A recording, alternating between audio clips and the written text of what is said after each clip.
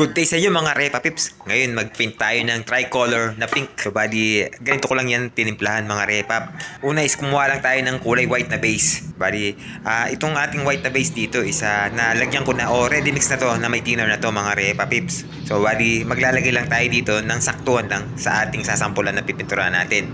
So pagka nailagay na natin itong ating base na white mga Repa Pips, is mag-a-add naman tayo ng kulay pula naman. Bali pagka maghahalo tayo dito ng kulay pula mga Repap, make sure na konti lang ha, huwag nyo munang dadamihan agad. Siyempre para ma-estimate natin yung blending na gusto nating shade dun sa ating kulay na kinukuha. Dahil pwede naman natin yan dagdagan kung nagkukulangan pa tayo.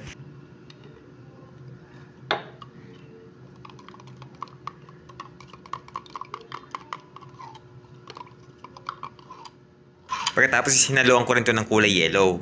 Pero konti lang mga Repaps, mas marami yun dun sa pula.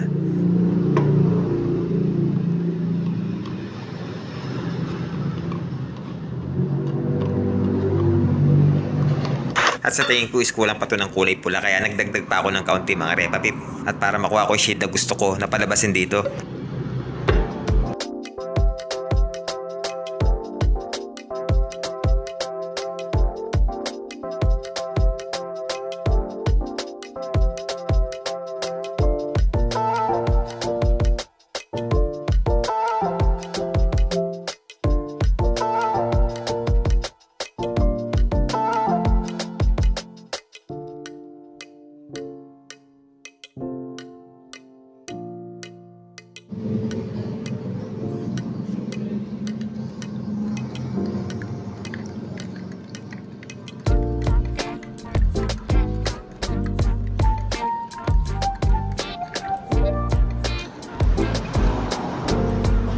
Ito naman yung gagamitin natin pang tricolor mga Repapip.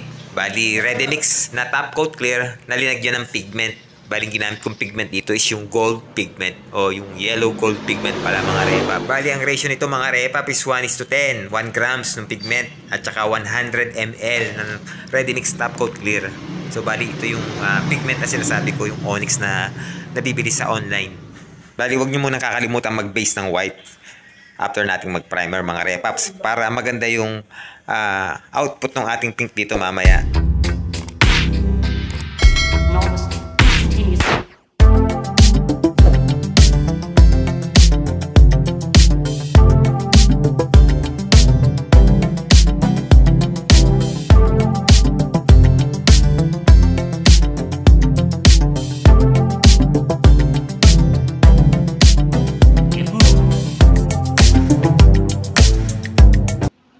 After natin mag-base ng white, isunod na natin itong ating tinimplahan na kulay pink.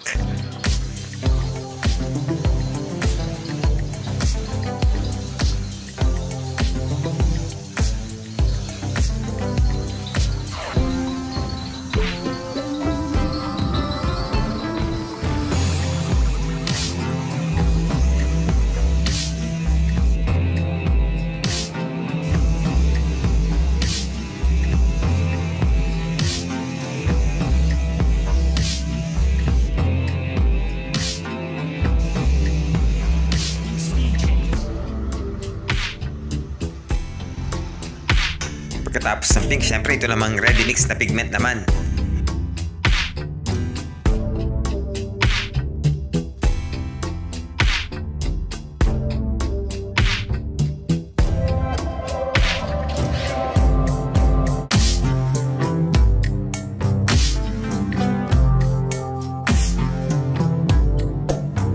Syempre hindi mawawala itong top coat clear.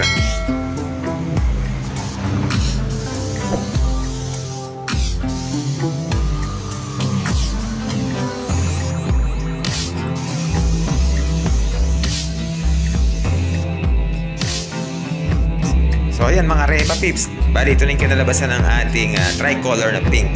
So napakadali lang, di ba?